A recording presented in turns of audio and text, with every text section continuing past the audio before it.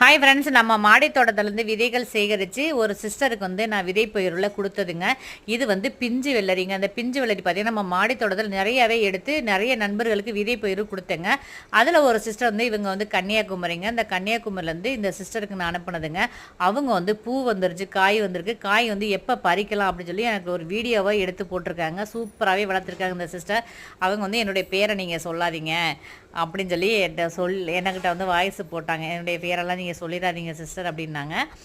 உண்மையிலேயே சூப்பராகவே நல்லா வளர்த்துருக்காங்க. நம்ம மாடித்தோட்டத்தில் கூட நான் அந்த அளவுக்கு வளர்க்கலைங்க. அவங்க தரையில் ஒரு பாட்டில் தான் வச்சுருப்பான்னு நினைக்கிறேன். அவங்க சூப்பராகவே வளர்த்துருக்காங்க. உண்மையிலேயே என்னென்னா இந்த மாதிரிலாம் பார்க்கும்போது நமக்கு ஒரு மனசுக்கு ரொம்ப நமக்கு சந்தோஷமாக இருக்குது. ஏன்னா நம்ம மாடித்தோட்டத்துலேருந்து விதைகளை சேகரித்து நம்ம எல்லா நண்பர்களுக்கும் விதை பயிர் கொடுத்துட்ருக்கோம். ஆனால் இந்த மாதிரி பார்க்கும்போது சரி பரவாயில்ல, சூப்பராகவே வளர்த்துருக்காங்க.